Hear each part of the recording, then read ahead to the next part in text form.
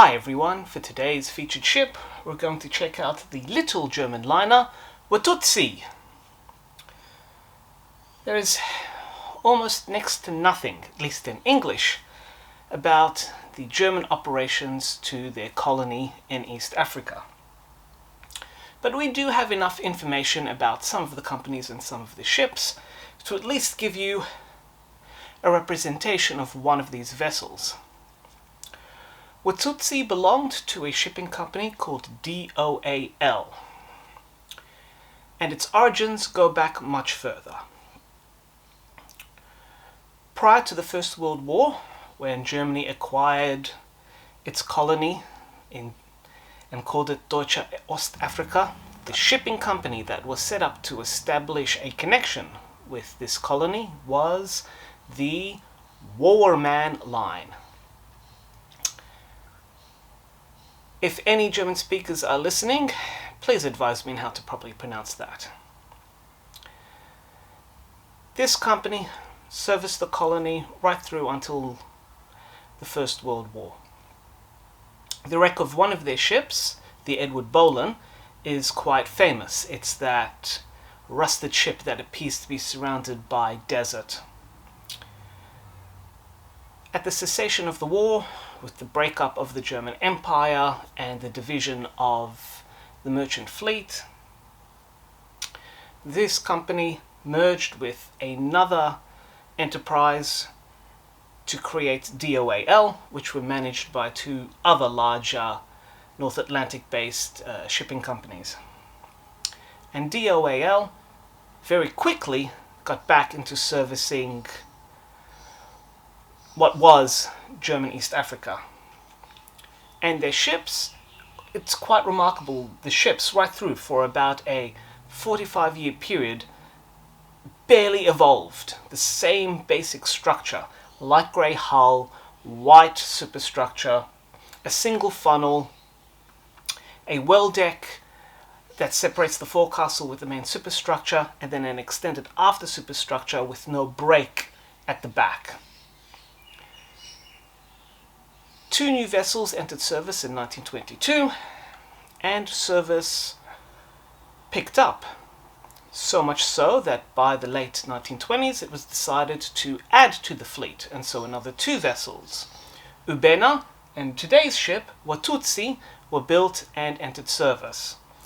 At 9,952 tons, while nothing in compared to the North Atlantic giants, they were the largest German ships servicing Africa. And while their superstructure, even by 1928 standards, was quite old-fashioned, even the hull still retained a straight stem and a counter stern, it could be said that they at least were the first two-funneled German liners servicing Africa. From the rare photos that are available, accommodation during this era was comfortable, not ornate, and certainly not austere. And even during the 1930s depression, while cargo shipments were reduced, actually passenger numbers remained steady. And these two ships were not affected. They continued to be popular on the run.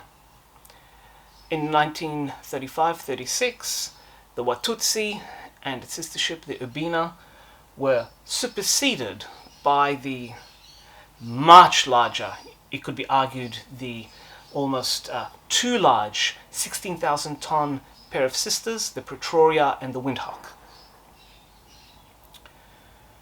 However, those two ships were built more for political reasons as opposed to economic rationalism, of which ships like the Watussi would have been more than adequate. And, as is the case with many liners, the onset of the Second World War would either drastically change or terminate their careers. And this is what happened with the Watussi.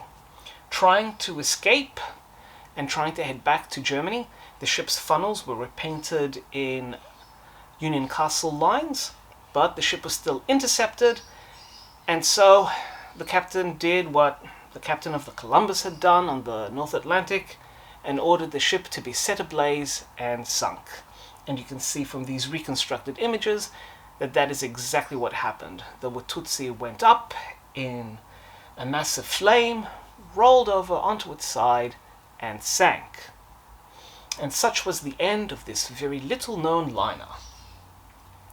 Much of what I learnt about this ship comes from this book, German Luxury Ocean Liners by Niels Schwertner.